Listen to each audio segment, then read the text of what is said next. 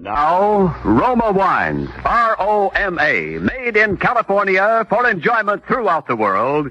Roma Wines presents Suspense.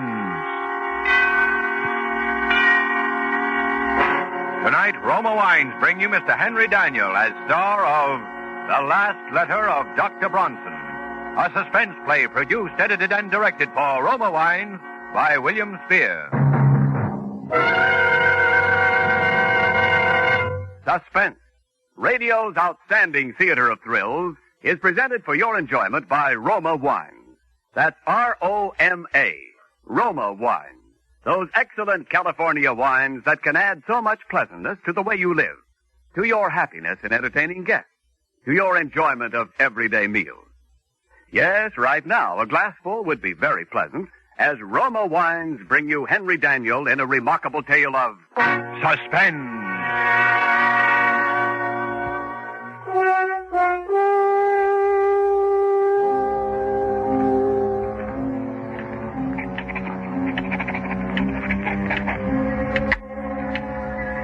My dear Moshe, forgive me if I dash this letter off rather hurriedly. There are but a very few minutes remaining for me, the few minutes between now and midnight. You've always protested my fascination with the subject of death.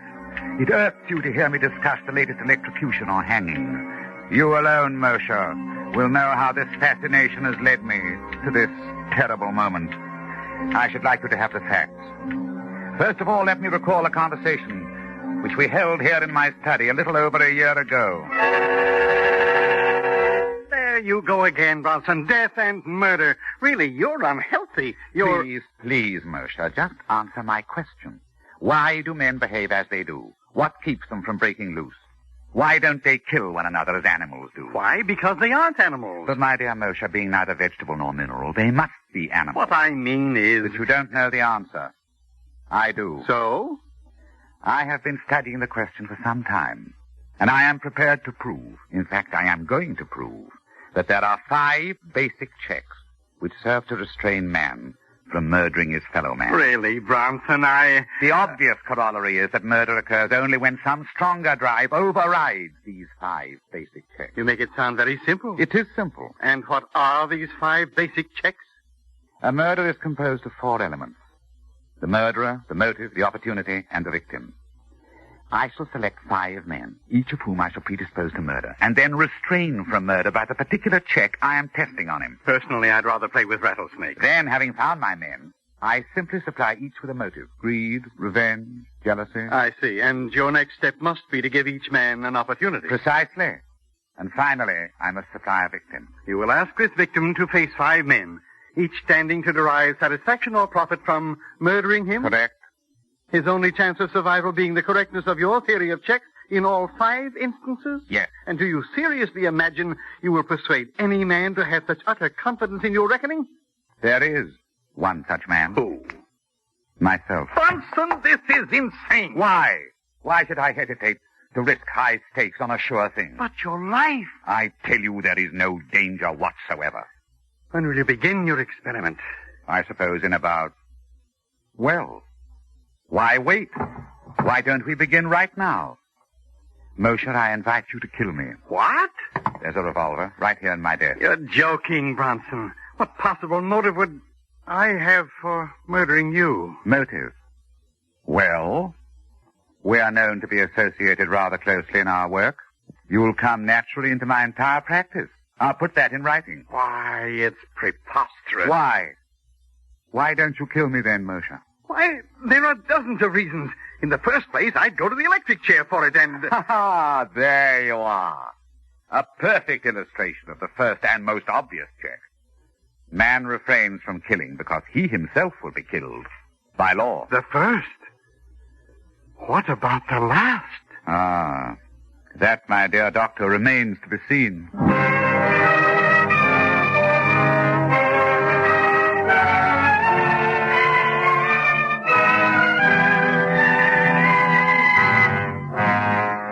Suspense, Roma Wines are bringing you Henry Daniel in The Last Letter of Dr. Bronson, a radio play by Richard Craig and Leonard Sinclair. Roma Wines' presentation tonight in radio's outstanding theater of thrills, Suspense.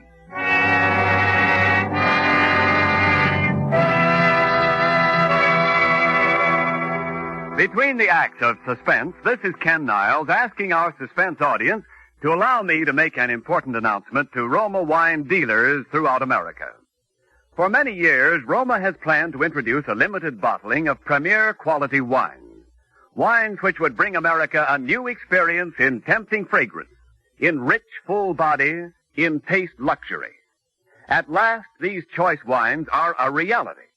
For now, Roma proudly presents Grand Estate Wines.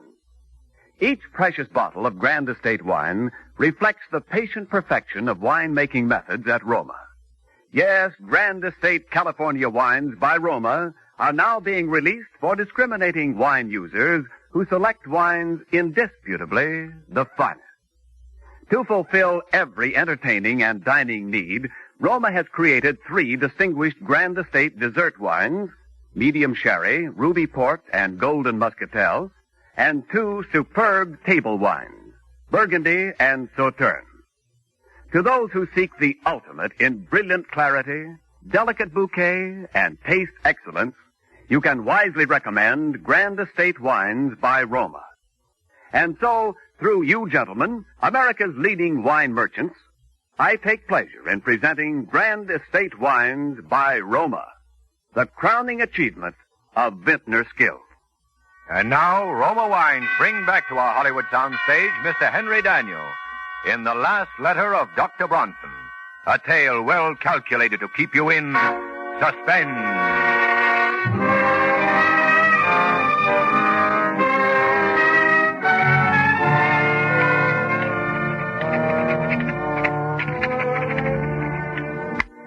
So, my dear doctor, you yourself illustrated the first of my 5 positive checks which restrain man from murder.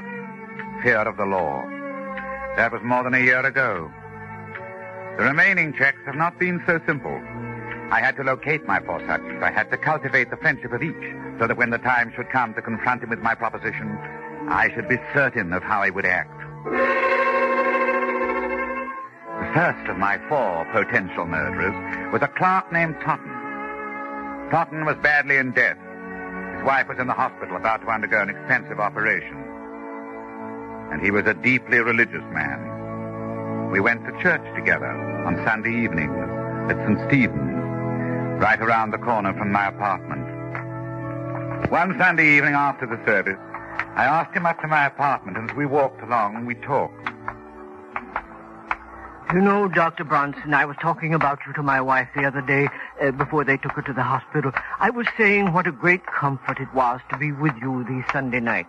Oh, now, come, Mr. Totten, you embarrass me. No, I mean it. In the world today, too many people seem to feel that they no longer need their God. Yes. Their lives are void of the great thing you have in your faith. Church is a great comfort to me, and I do need something to cling to in times like these. Totten, you could make rather good use of $5,000, couldn't you? It isn't like you to make fun of my poverty. I am quite sincere. You know what even $100 would mean to me, and at present more than ever. Yes, with your wife's misfortune. Oh, isn't this your apartment that we're passing? I want to go in the side way. We should be unobserved. Unobserved? You'll understand presently. Please come into my study. Now, if you'll take this chair opposite my desk. Thank you. Totten, you said that even $100 would be a great help to you. Here in my desk, I have this little package containing $5,000. It's yours. What could I do for you that would be worth all that money? Let me explain. My doctor called on me yesterday, and he told me, well, to be quite frank with you, Totten, he said that I was slowly going mad. Oh, no, Doctor. That couldn't be. I'm quite all right at present, but it's only a matter of time. And I'd rather not have to face it. I believe you can understand that. But there must be something you can do, knowing in advance. There is, and I want you to help me. I don't understand. Put on these gloves. Take them. But why? As soon as you have them on, I shall hand you this small bottle. Notice, I am clearly impressing my fingerprints on it. Finally, here on the desk, I'm leaving this note explaining that I have committed suicide. Suicide? When the bottle is in your hand, I want you to remove the stopper and empty the contents upon my outstretched tongue, thus. I will be dead within a few seconds. Then you may leave by the same way we came in. You will be quite unnoticed, and with the $5,000 in your pocket. 5,000? What do you say? You can't die yet. You're not ready. Shall I be any readier when I have gone mad? Of course but you can't take the matter of life and death into your own hands. Precisely. I have certain scruples in the matter. That's why I'm asking you to do this for me. I'm very sorry. I can't oblige you. If it's the law you fear... Oh, no, it's not that. You seem to have arranged that perfectly. Then what is it? I am an honest Christian. I thought you were, Dr. Bronson. If you don't understand why I can't do this monstrous thing, I suggest you look up the Sixth Commandment. Good night.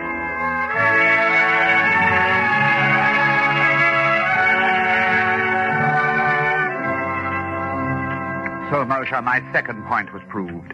Man refrains from killing because it is against his religious principles. The hands of the clock now read 15 minutes to midnight. 1/4 of an hour in which to complete this report. My third proposition called for an entirely different sort of man. In fact, the very antithesis of Totten. For a number of nights I frequented the rougher districts of the city. At first I had no luck. Then, one night, I came upon my man very unexpectedly. I was walking along one of the darkest streets. There was no one in view. You dirty rat!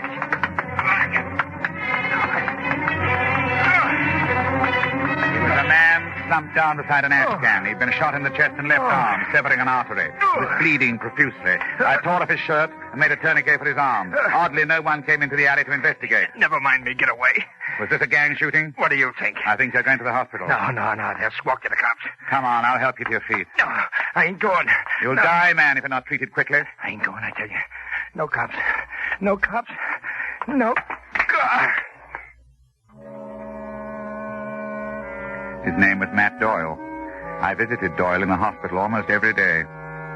Several months later, I decided to put him to the test. I found Doyle in one of his hangouts and brought him to my apartment, and for the second time, I carefully explained my proposition. Oh, that's the angle, huh? Then you understand. Here are the gloves. Here is the suicide note. And here is a .45 caliber automatic. You're familiar with this type of weapon, I take it? Familiar? You kidding, Bud? Say, is this on the level or are you nuts? Absolutely on the level. And I am not nuts. Yes. What? The water dough is mine if I kill you? That's right. And nobody will know I done it? No one. Well, these gloves is kind of small for me. That's all right. They'll do. Yeah. You want me to put on the other one? It's safer. Yeah, I guess it is. Doyle, I want you to understand exactly what you're doing. Without any justifiable cause, merely for the sake of money, you are going to murder me. You understand that? Yeah, sure. You've been hired to do this before. Well, yeah, I suppose it ain't gonna hurt to talk about it now that you're gonna... But you've never killed a friend, have you? Well, yeah. Yeah, I have. Anyway, they was my pals until they got into the boss's way. But when the boss would say, slip it to him, Matt, well, then it was just another job to me. But you, I don't know. What? No, I can't do it. But I thought you said... Here, take these gloves. Afraid of the law? No, I'm not. What's the matter, then? Is it because I'm your friend? No. It's more than that. It would be an act of true friendship. No. I can't do it. Look, I'm sorry, Doc. I ain't the guy. Look, you saved my life. So that's it. I'm sorry. I wish you could help me. Yeah, me too, but not that, Doc. Look, if there's any other person you want me to take care of, that's a... No, there's nothing. Thank you just the same.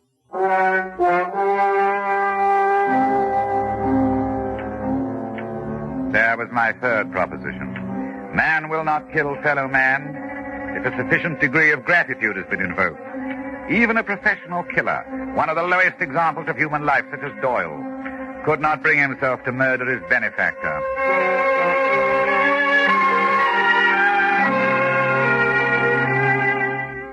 My next subject was altogether different in temperament. With Judith Ainsley, I used a special technique. I first encountered Judith Ainsley when I operated on Barrett Sheffield, the actor. You will recall that Sheffield was brought to the hospital with a lung abscess. As I was preparing to do the rib resection, I noticed that the nurse standing beside me was greatly agitated.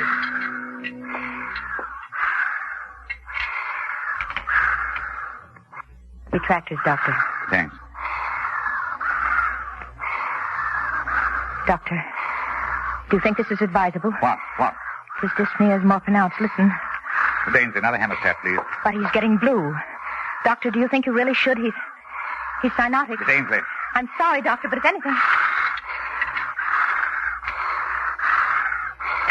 Doctor! Caffeine, quickly. Please, quickly. Stethoscope. Here it is. Well, that's that. Yes. That's that. Miss Ainsley, what's the matter with you? You've been acting strangely all through this operation. You killed him. You killed him. You should have never gone ahead. You know that. I warned you. I shall see to it, Miss Ainsley, that you are never assigned to one of my cases again. What's the matter with you anyway? Have you never seen a pulmonary before? Or does it upset you to see a handsome actor like Barrett Sheffield die? Yes. It did. Oh. Yes. We were going to be married next week.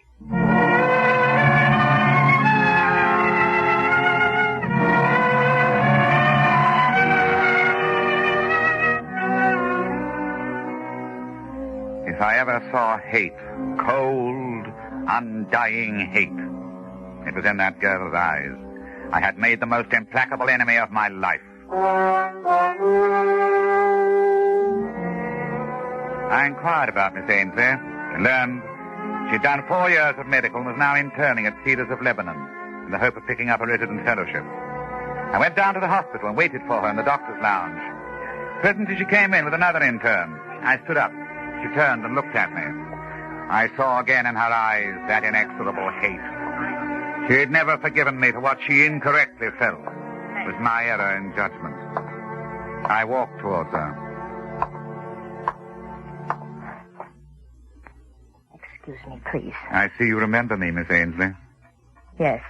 Will you excuse me, please? Miss Ainsley, you may not believe this, but I have come here especially to talk to you today. To talk to me, Dr. Bronson? Yes. Sit down, won't you? Miss Ainsley. Dr. Ainsley, if you please. Oh, yes, of course. Doctor, I have a little proposition to make to you.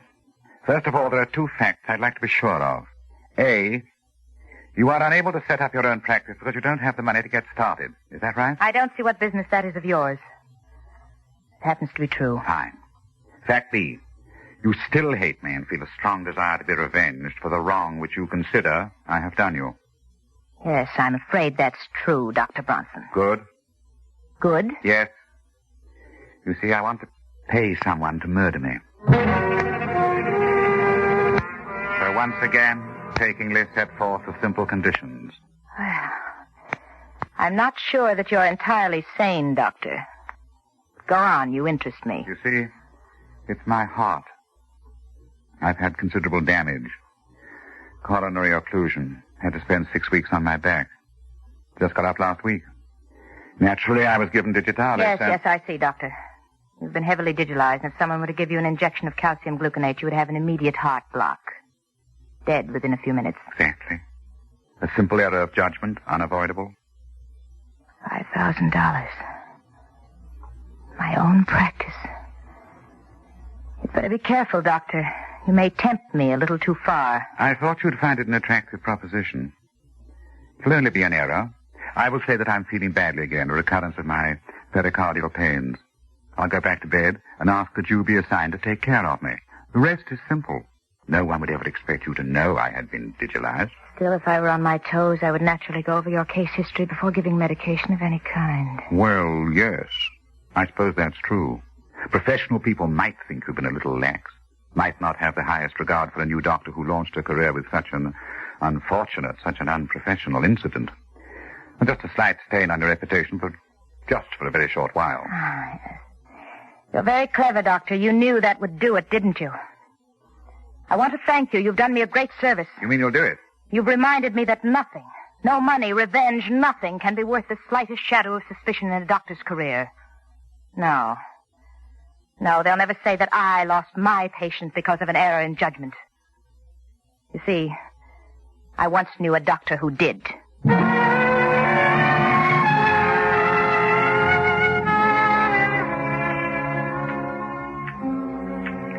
There, Mercer, is my fourth check. Man, or in this case woman, refrains from killing because of the fear of loss of reputation.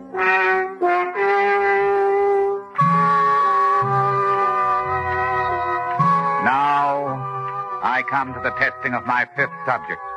A man who would not murder because he couldn't bear the sight of blood, much less the responsibility for shedding it. Laderne was my man, and I found him shortly after my search began. On that day, I saw him turn a ghastly white as a fast-moving car ran over a small dog which had run into the street. Laderne clutched his throat and fell in a dead faint. I, of course, made it my business to become acquainted with him. I hadn't seen him for more than 4 months until tonight. He'd changed, I noticed, as he took his place at my desk. He's thinner. His dark eyes seemed blacker than ever. And so now, for the fifth and last time, I explain the necessary details. And I have arranged everything necessary, Laderne, to give the appearance of suicide. Here is the farewell note which I have written. It will look like suicide. That's right. And here is the knife. It is with this knife that apparently I shall have killed myself. Notice how sharp it is. Notice I am carefully putting my fingerprints on it. You've arranged everything? Everything. No one knows I'm here? No one. You want me to kill you now? Yes. Of course, it'll be a bit messy. When a person is stabbed, his blood usually spurts out. But if you keep to one side... Why do you want to die? My doctor says I'm going insane and that I haven't got much longer. That's strange. About going mad? About him saying that you're going mad. Yes. It was a shock. I don't mean that. What do you mean? That's the same things they told me. That is... They what? They told me over a year ago that I was going mad. But I just laughed at them. Over a year? Well, do you? Have you noticed any change? Not much. At least no change for the worse. That's good. In fact, I'm really much better. I've been having fewer and fewer of those sick spells. You remember how I was the day that dog was run over. But, Anne, you don't mean you got over those sick spells? I haven't had one in 3 months.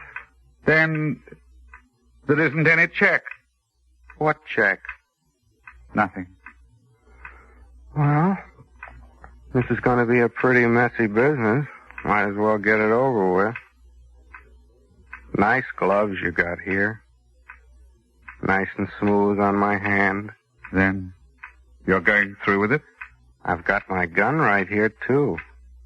Beauty, isn't it? Yes. Then, if you'll give me back the knife... Oh, no. I'd like to use the knife. I've used this gun a lot the last 3 months. Killed about 50 dogs.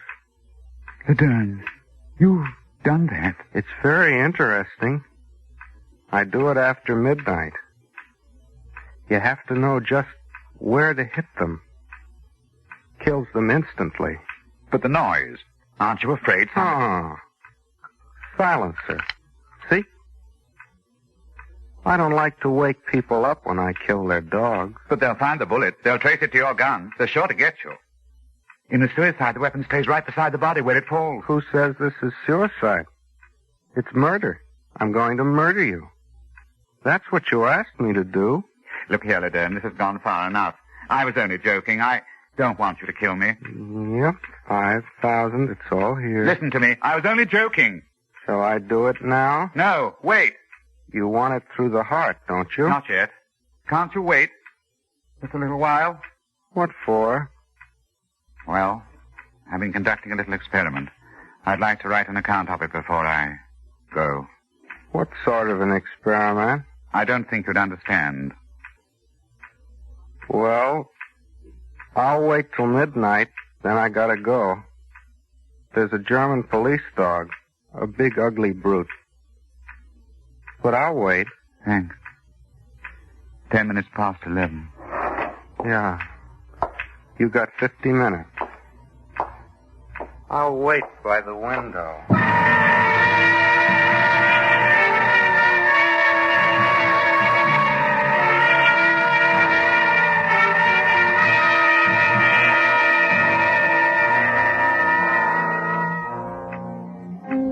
And so, Moshe, my experiment has ended. Strange, isn't it?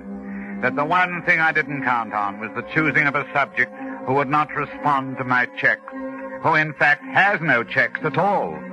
For insanity knows no restraint.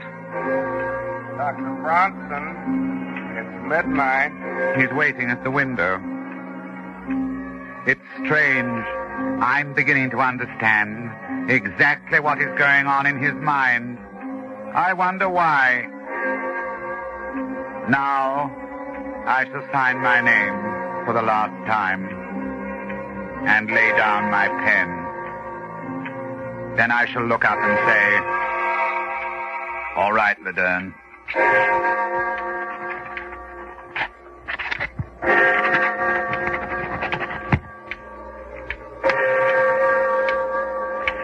All right, Ledern.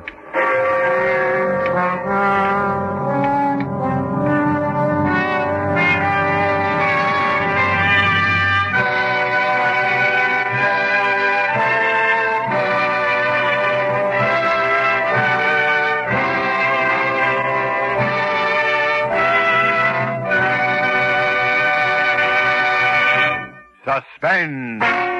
Presented by Roma Wines. R-O-M-A. Made in California for enjoyment throughout the world. And now this is Ken Niles for Roma Wines. Ladies and gentlemen, between the acts of suspense, you heard me announce to Roma dealers the first release of Grand Estate Wines by Roma. Now, I'd like to tell you, the discriminating wine users of America, more about these superb triumphs in taste luxury, Grand Estate Wines. Naturally, I want you to try Grand Estate Wines to see and taste the difference. Because I know you'll recognize in Grand Estate the brilliant clarity, tempting fragrance, and rich taste luxury so characteristic of truly great wines. The patient perfection of wine-making methods by Roma is reflected in each bottle of Grand Estate wine. The perfect wine for your every entertaining and dining pleasure.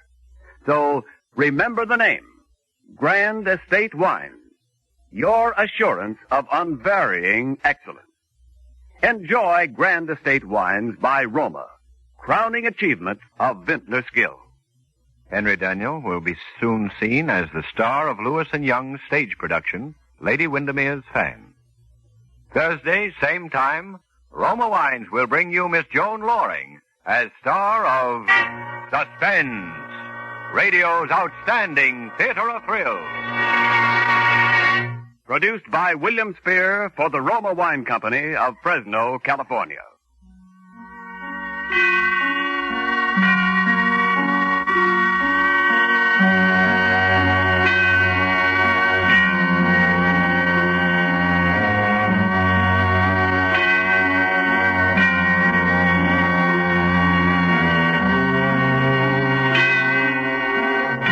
Suspense is broadcast from coast to coast and to our men and women overseas by shortwave and through the worldwide facilities of the Armed Forces Radio Service.